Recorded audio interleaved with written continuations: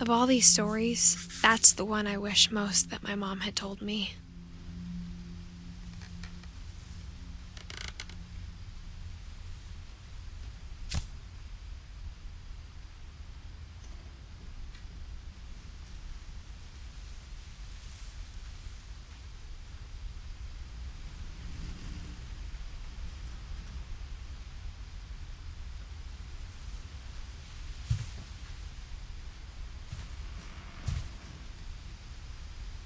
Sam spent his life shooting photos, but Mom said he got nervous being in front of the camera. I guess we're all afraid of something.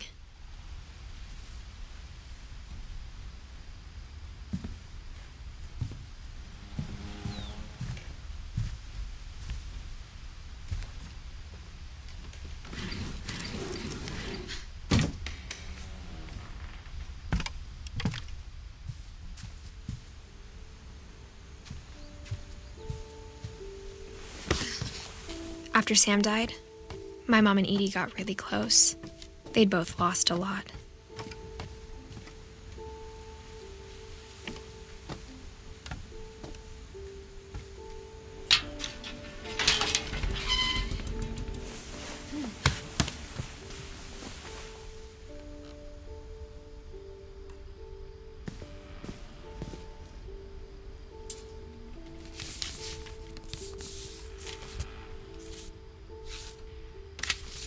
Dear Kay, do you remember the way Gregory used to laugh when he thought he was alone? Like something funny was happening, but only he could see it.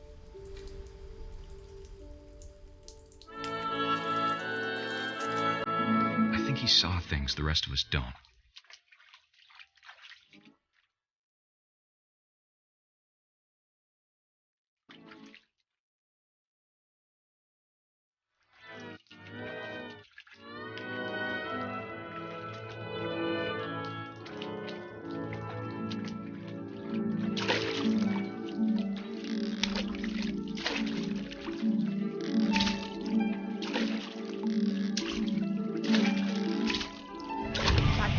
Gregory, it's time to...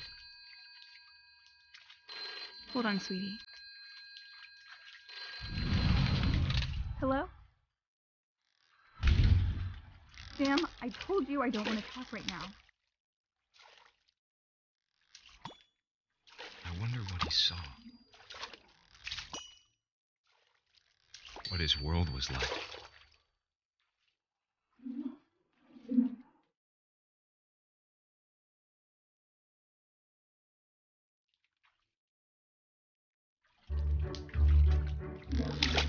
He reminded me so much of Calvin. Lost in his imagination.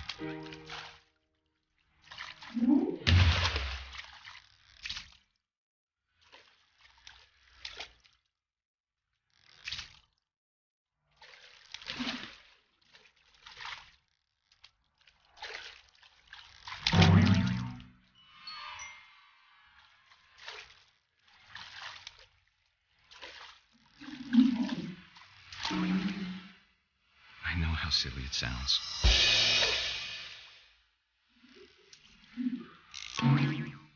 That I worried about a baby being too happy.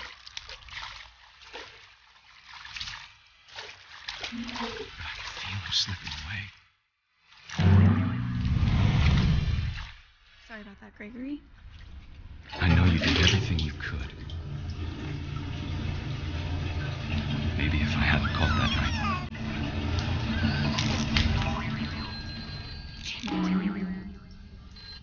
I wish he could have told us about the world he saw.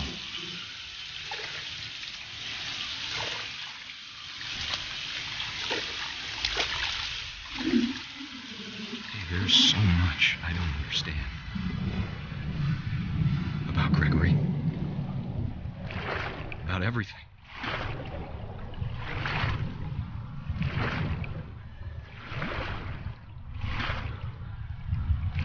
But I know what happened wasn't your fault.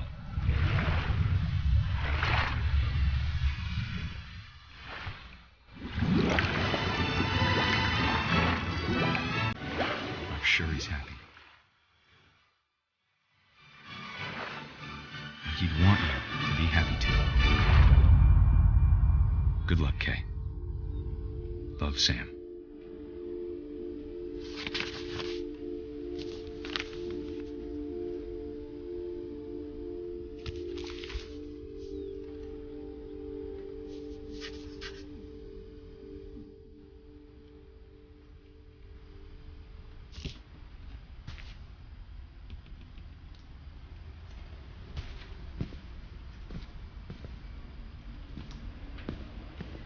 I can't imagine my mom ever writing poetry, and yet...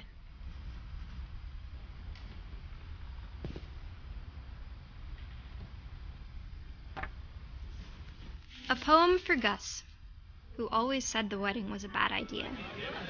Our father never hit us kids, at least not very hard, before the day my brother said with teenage disregard that he'd be dead before he'd see a wedding in our yard.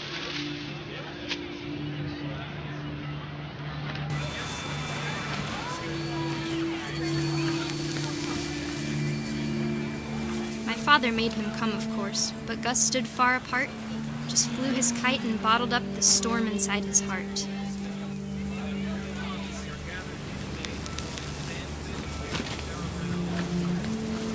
I tried to talk him out of it, but though he'd never met her, "We don't need a stepmom," were the words that I now remembered. pronounce you husband and wife. You may kiss the bride.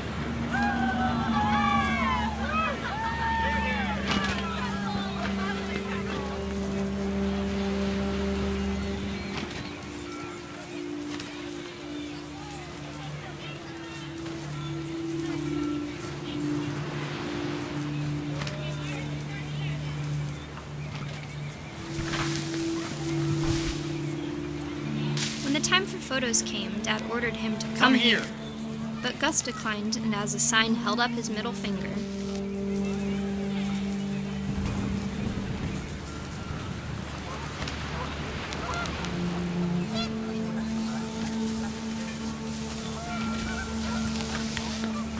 The wind picked up, and panicked geese appeared and quickly went.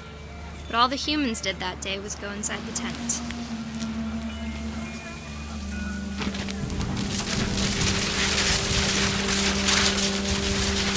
The rain came down in buckets then, but no one seemed afraid that nature might destroy the tent our dad had crudely made.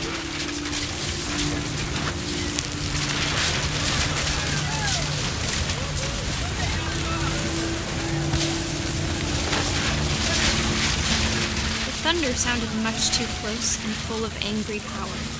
But all my father said to this was, "Make the music louder."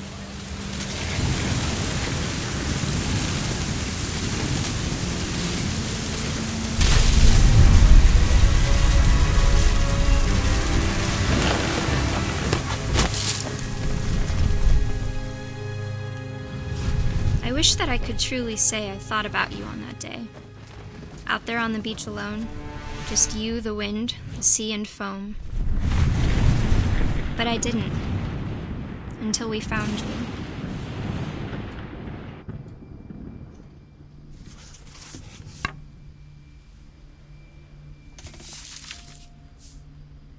She never talked about him, but Mom told me once if I was a boy, they were going to name me Gus.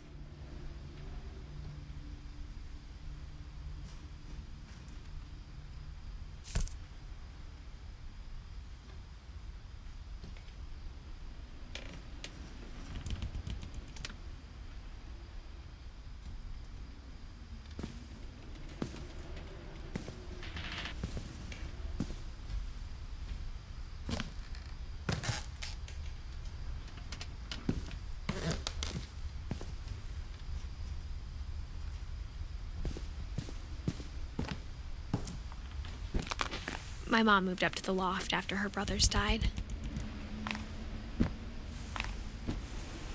At At the time, it was as far away as she could get.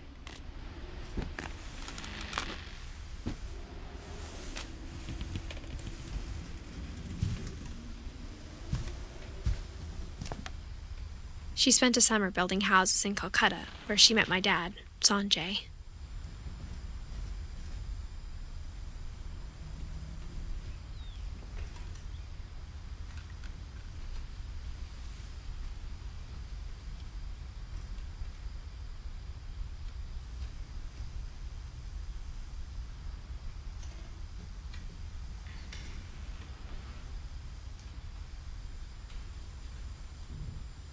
My mom moved to India a week after graduation and got a job teaching English.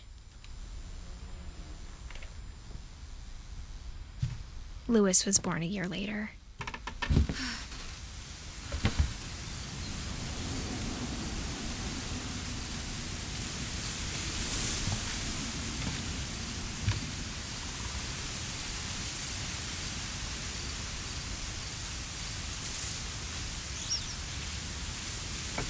When my dad died, I don't think Mom knew where else to go. I'm sure Edie was happy to have her back.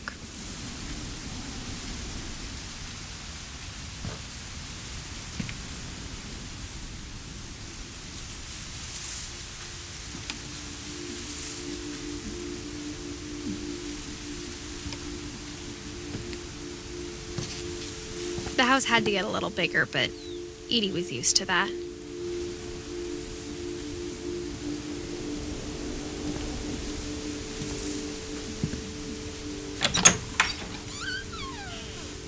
And for a while, things were good. Almost normal. But it didn't last.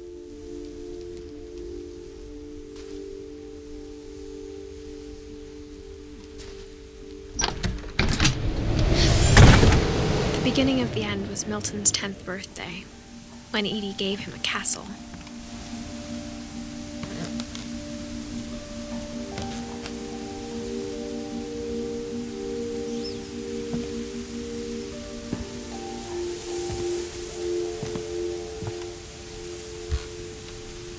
After Milton disappeared, the only thing he left behind was a room full of paintings.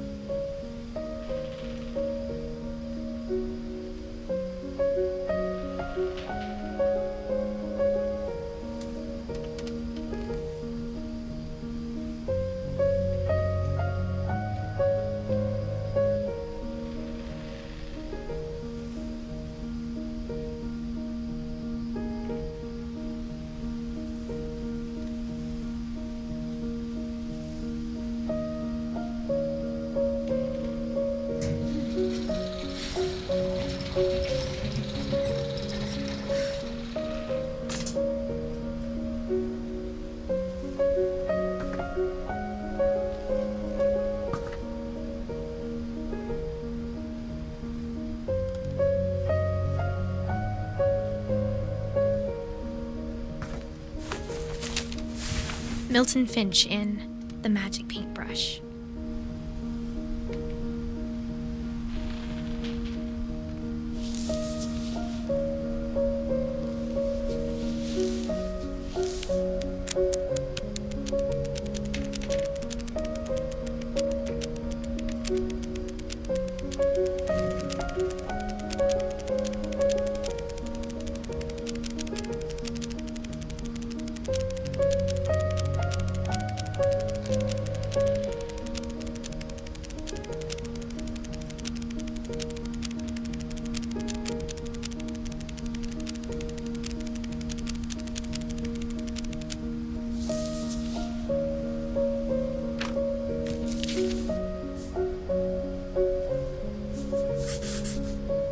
I was 4 when Milton disappeared.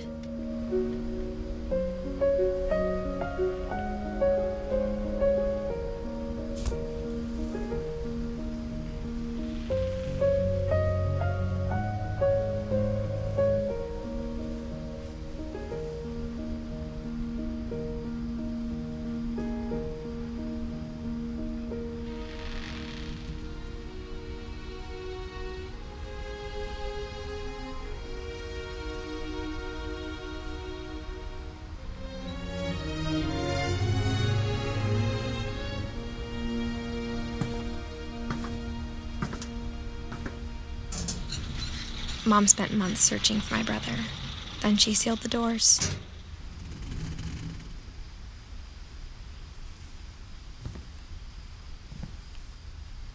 Whatever Milton had found in the house, Mom didn't want it getting out.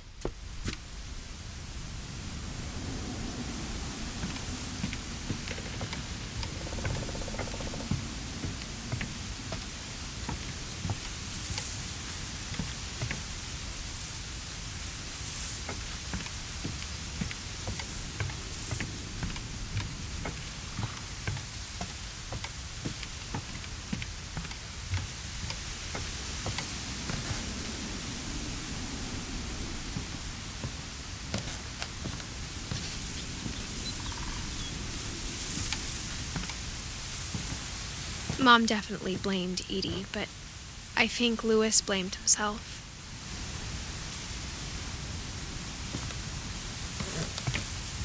After he graduated, he just spent more and more time in his room, until Mom got him a job at the cannery.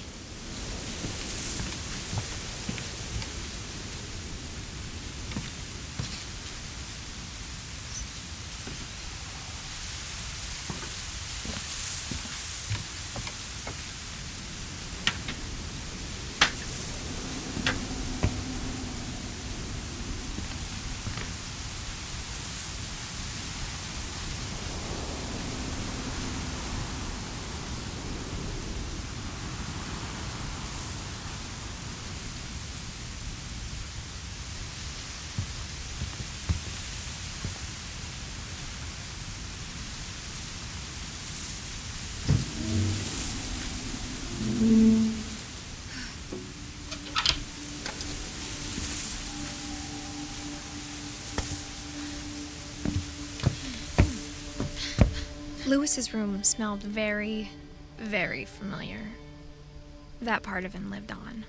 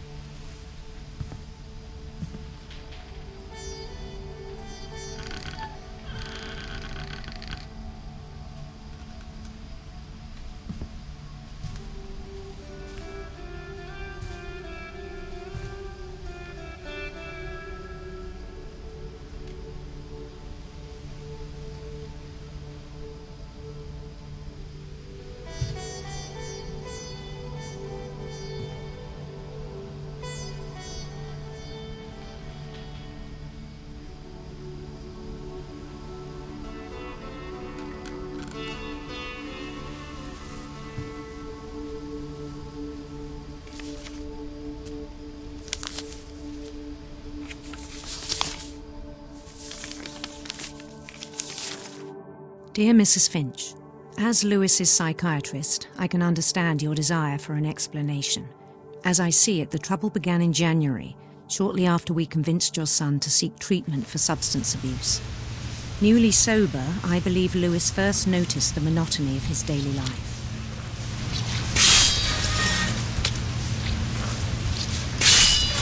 He kept working at the cannery,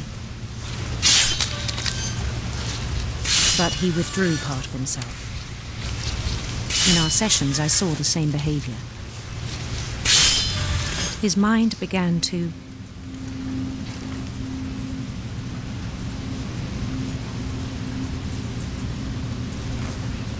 wander.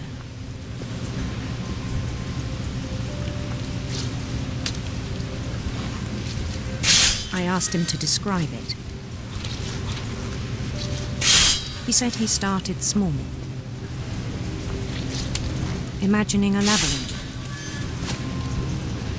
He'd feel his way about. Then something moved.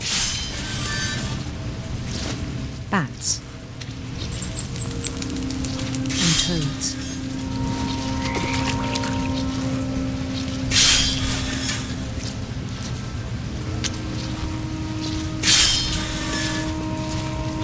And things that have not names. He knew it was all in his head.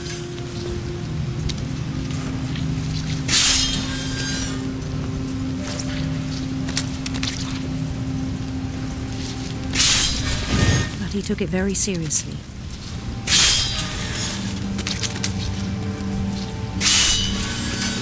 I had hoped he'd find himself.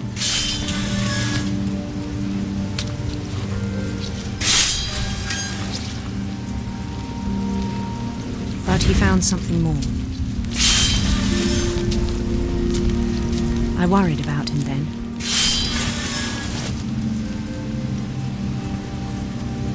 Daydreaming at the cannery, I spoke with his boss. But he said Lewis had become a model employee. Methodical, tireless, focused. Like a whole new Lewis. So I let him go on.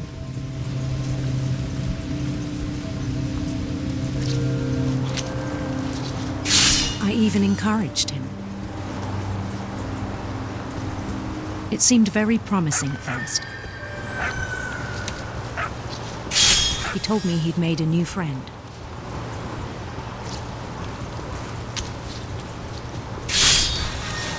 On the edge of a city he named Lewis Topia. He built the city up slowly, brick by brick. Then he made musicians.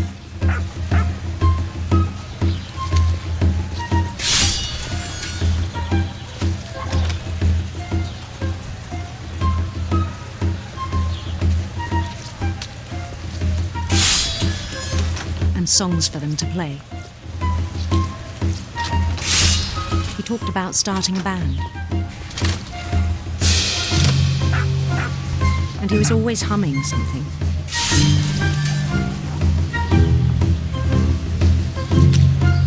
Every day his imagination grew stronger.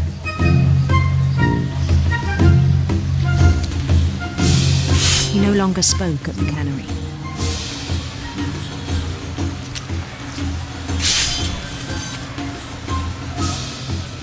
But his chopping was as reliable as ever.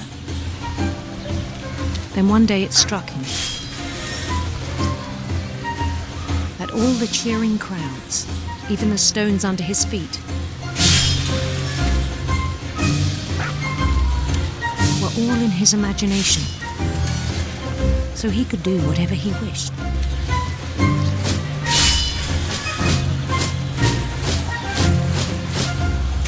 He held an election for mayor, and he won. They begged him to stay, but his mind was already wandering. It became a game for him.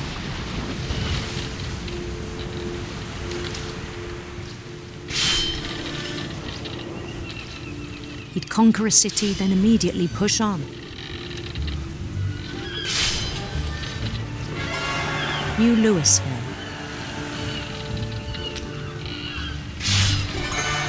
St. Louis. He started drifting away from our reality.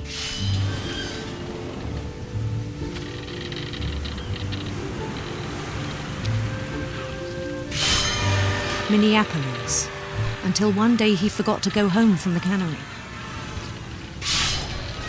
Even as his mother pleaded with him, part of Lewis kept sailing on.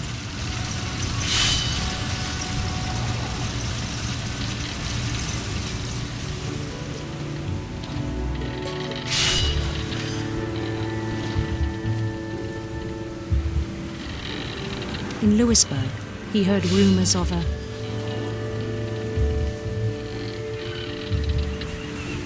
handsome queen.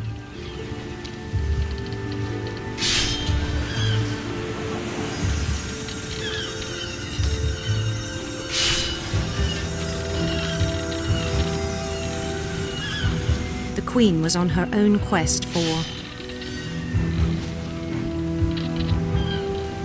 sinister serpents.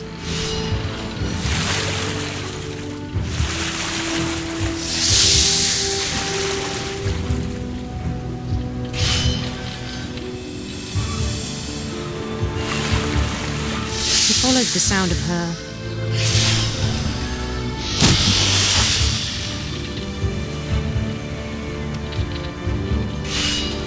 electric sitar.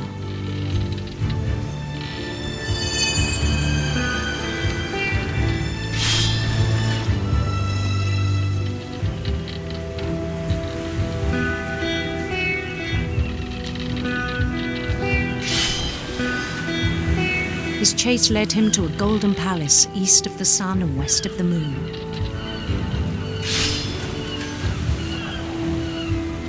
Even then, his logic remained sound.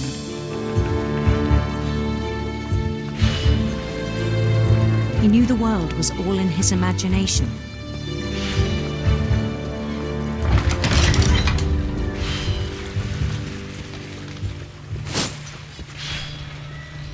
But he was so proud of having created it. In his own eyes, he'd become something greater than a king.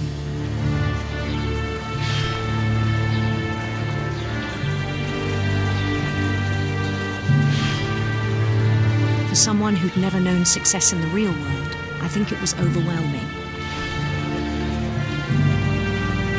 And then it struck him that the real Lewis was not the one chopping salmon, but the one climbing the steps of a golden palace.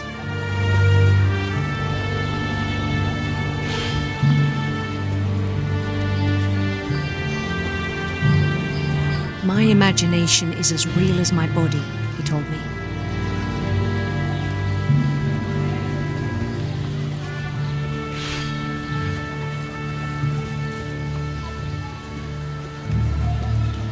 It was hard to argue with him.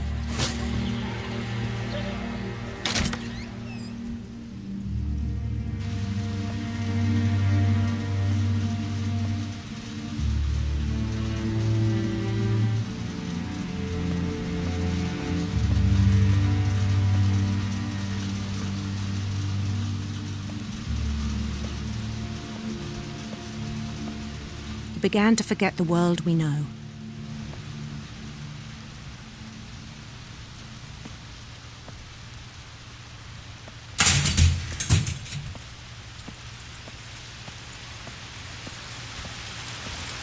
I think it pained him to remember Lewis, the cannery worker.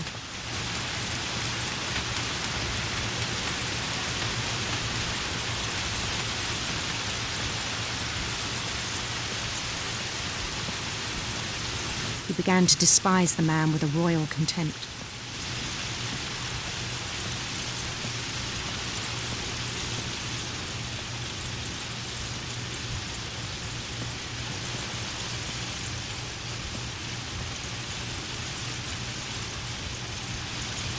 I still thought I could save him. Even after he said he was being crowned king over all the lands of wonder.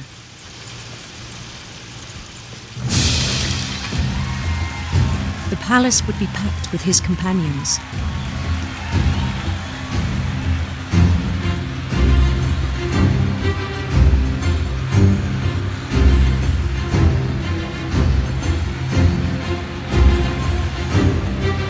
Including the wise Calico who'd insisted on inviting him.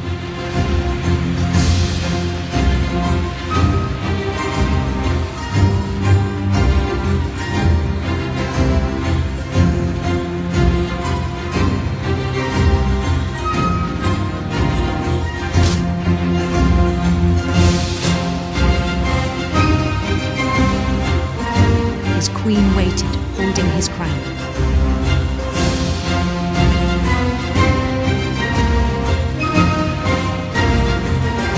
There was only one thing left to do.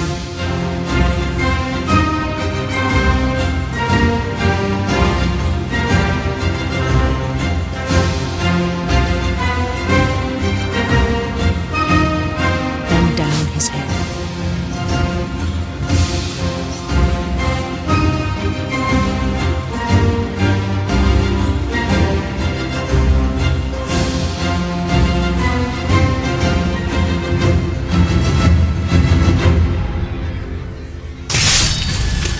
I think you know.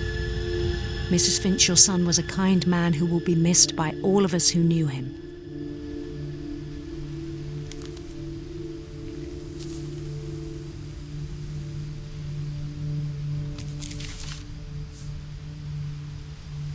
My brother was really cool. I wish you could have met him.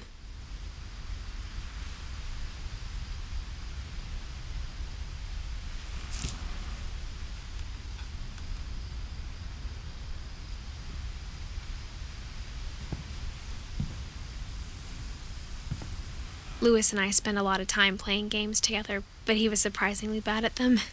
He died a lot.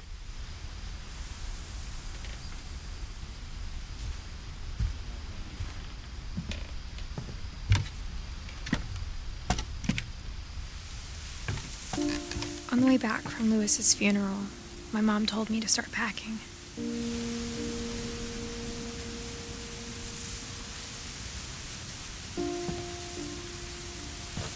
She waited until the day before we left to tell Edie.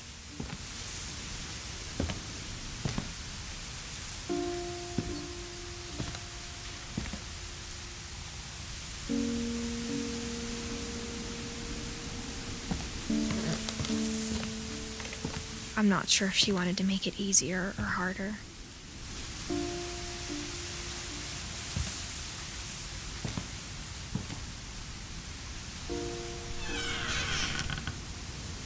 I wish we'd stayed.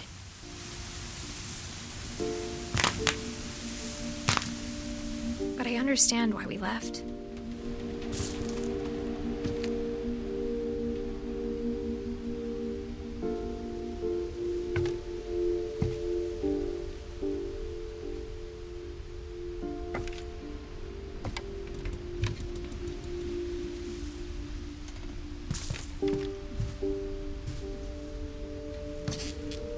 My mom ended up leaving everything behind.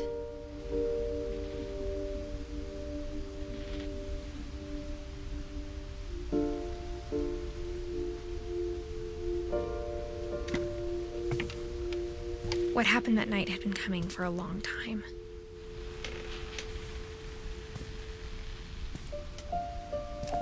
Maybe it should have come sooner.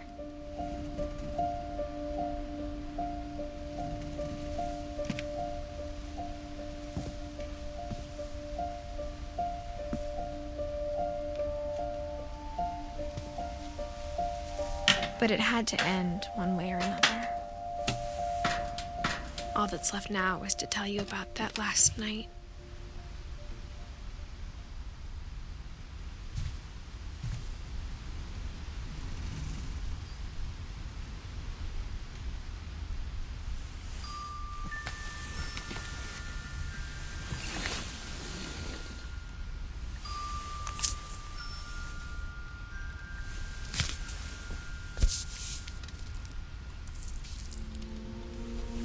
That whole last day, Edie just watched us pack and didn't say a word. Until supper, when she raised her glass and said, "To our final night together, and all our final nights apart." Grandma, you know what I said about alcohol. Some of your medications are very Edith, specific. I left a present for you in the hallway. Why don't you go open it? The grown-ups have to argue now. I'm sorry, you're right. We're all leaving tomorrow. Let's just enjoy our last... I'm not leaving. Edith, you're excused.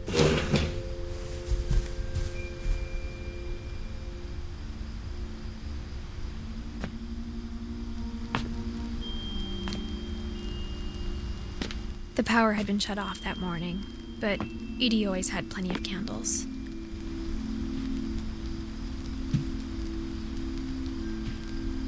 When my mom sealed the library, I don't think she knew about the other entrance.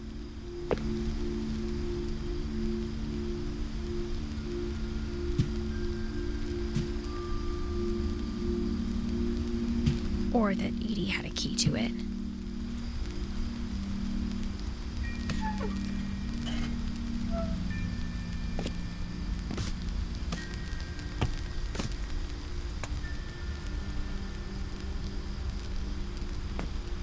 That thing you're afraid of isn't going to end when you leave the house.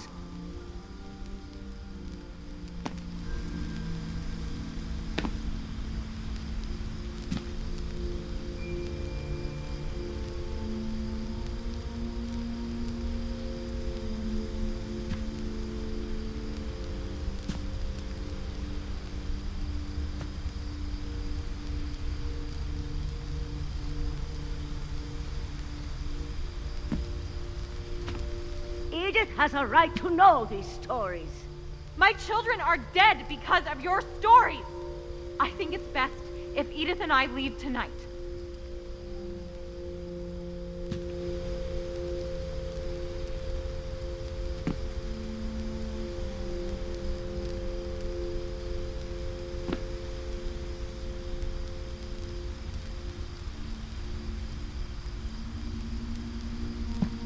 We'll have the nursing home send a van for you in the morning. Okay?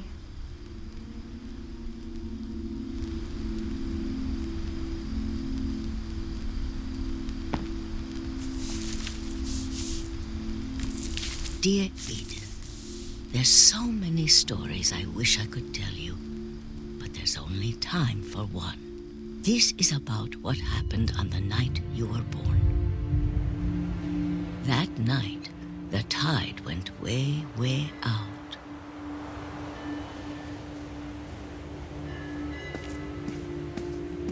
It was the first and last time I ever saw the old house aground.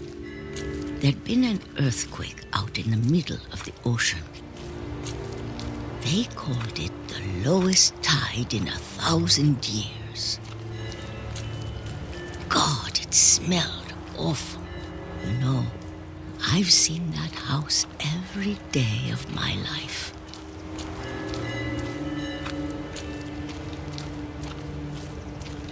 But I never thought I'd go back to it. When the fog rolled in, I lost my way.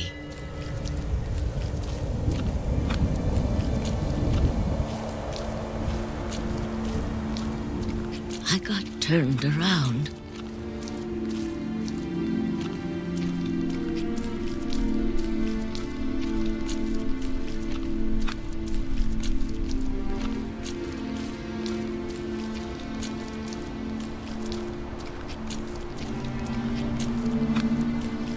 I started seeing things.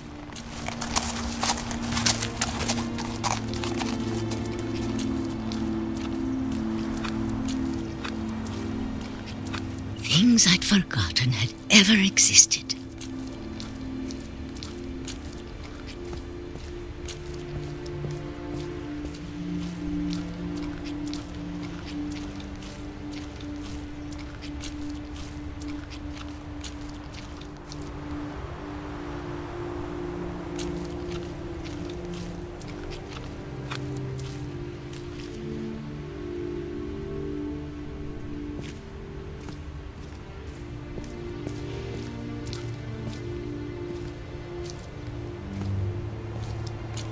That night, a lot of things came back to me.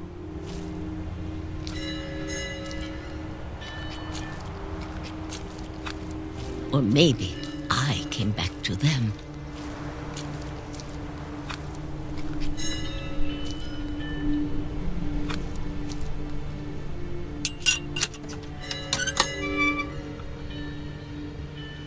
Things I can't explain. But that I need you to try and... Edith, what are you doing in here? It's mine. Edith! Mom, you're gonna rip it! Let go! I kicked and screamed, but Mom dragged me to the car.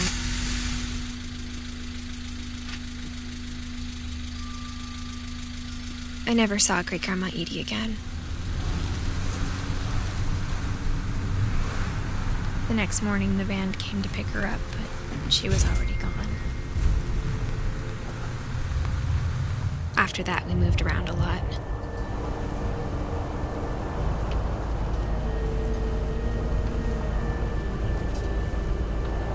We both tried to make the best of it.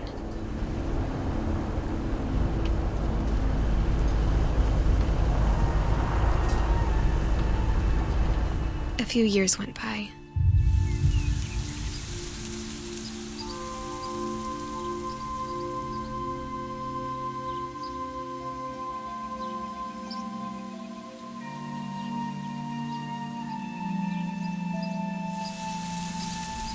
My mom didn't like to talk about it,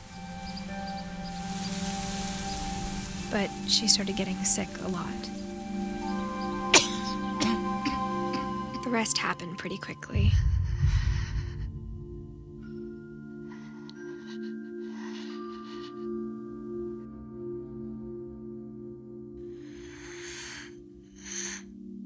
She got better for a while, and then she didn't. And then I was alone.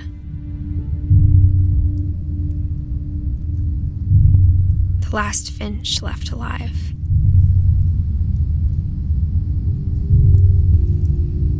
Until I found out about you. I'm still not sure what to tell you about all this. If we lived forever, maybe we'd have time to understand things. But as it is, I think the best we can do is try to open our eyes and appreciate how strange and brief all of this is.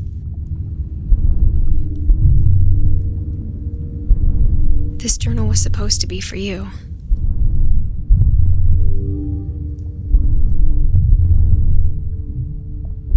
But now I hope you'll never see it. I just want to meet you and tell you all these stories myself. But I guess if you're reading this now, things didn't work out that way.